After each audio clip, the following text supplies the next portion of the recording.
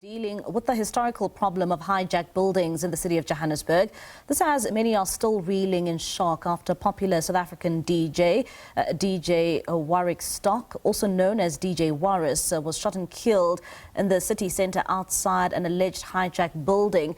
There has been several raids by city officials and law enforcers on a number of buildings this week. And to help us understand how big of a headache the issue is and what's needed to reclaim Johannesburg is crime analyst Mike Bolhuis, and he joins us now via our telephone line. Mr. Bolhuis, thank you so much for your time this evening here in SABC News. Let's start off here.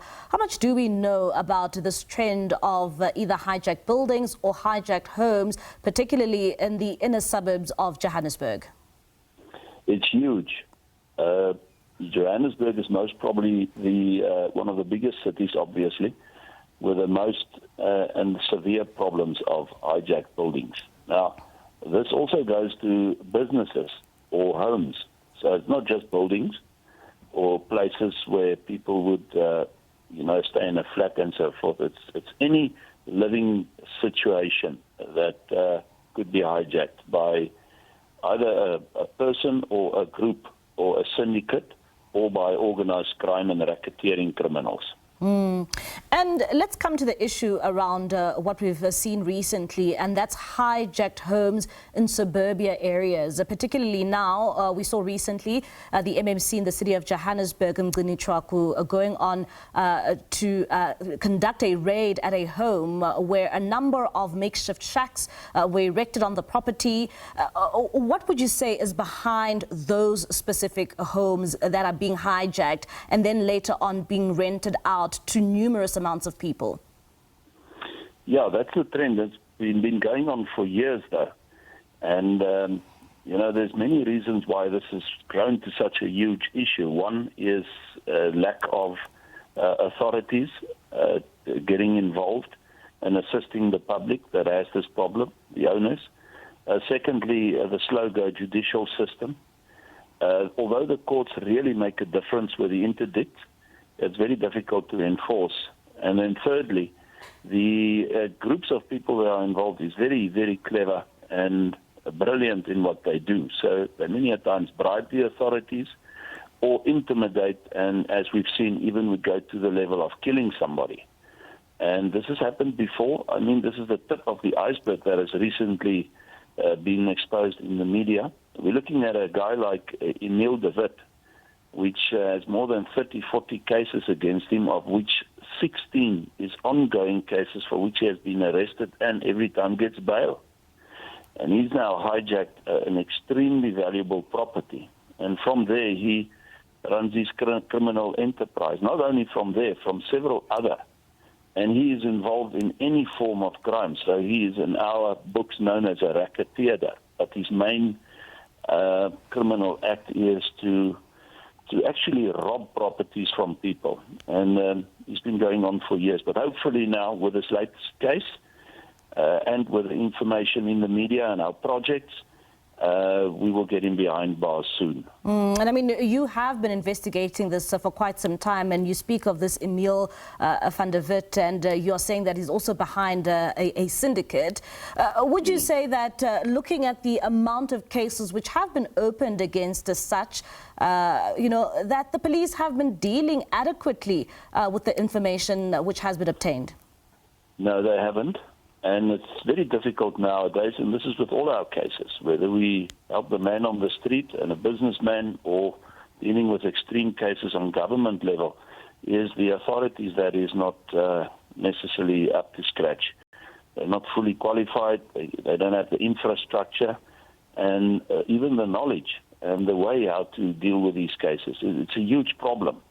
A policeman needs to consist of quite a few criteria. Number one is he wants to be in the police and he wants to protect and serve. He can at least run the 100 meters. He must be a bit fit and he must not be scared. And that's my biggest problem nowadays. The police are scared, especially when it's flats and blocks of buildings where there's a lot of illegal immigrants staying.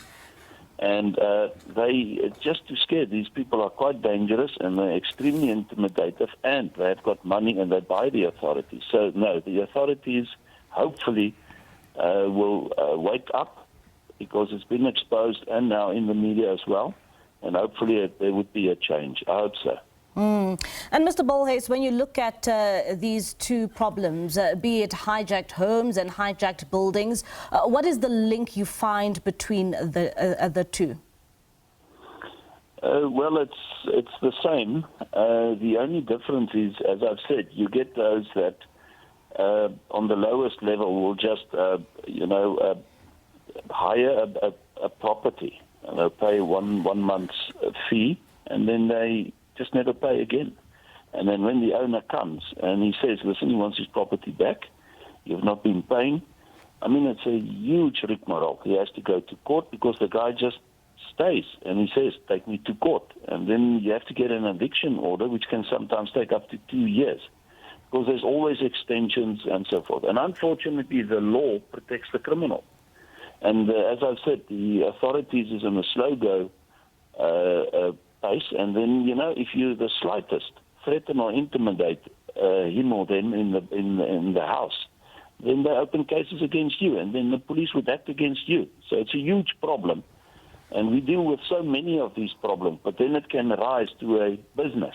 Somebody can get involved in a business, take it over, and just pay one payment, and they never give the business back if they stop paying, and they go through the same route. And then it's lawyers and court cases, and it's just astronomical, the losses the owners do have. And then it goes to blocks of flats, and usually there's a group of people that hijack the whole building. Then they take in all the rent from everybody staying there, and they sell power, electricity and water, and they do the security, and they completely usurp everybody in the building, a handful of them, and they've got muscle, and they do threaten and intimidate, and they will act. How do we begin to address this crisis, which has clearly gripped the CBD, and it's now penetrating into suburbia areas? Well, the most important thing with any and everything in our country, as you guys and us and all the media outlets and other authorities that wants to bring a difference about in our country, we need a complete government change. I mean, if we look at all these hearings and investigations, from the president to all these generals and this organized crime and racketeering that's going on in our country for years, and it's not only on the highest level, it's in the mid-levels as well. It's the normal police at the local police station. It's in security firms. It's the businessman that pays his way or walks around with an envelope and gets things done. The whole mindset has changed. You pay your way. It's a life of corruption because they actually cannot move forward any other way. And if you don't nowadays bribe a policeman next to the road, and I'm saying this, it shouldn't be happening, but they throw you in a van. They take all your credit cards and they empty your bank accounts, or they keep you for a weekend in jail. So I can carry on and on and on. And we need a change in government that really protects and serves, zero tolerance, and that the punishment fits the crime. You cannot get 16 times bail. You cannot let the law protect the criminal. The law must protect us. If I act as a specialist investigator, I've removed many people. The next thing I see is the police vans in front of me. Fortunately, we have this relationship and we can communicate it, and eventually, the penny drops. But it shouldn't be that way because the normal man on the street gets nowhere. And this is a huge problem. The change must come in the country. All right. Thank you so much, Mr. Bolhuis. That is Mike Bolhuis. There is a specialist investigator giving us an insight in terms of the crisis that has gripped the city of Johannesburg, being hijacked buildings and now also the hijacking of properties.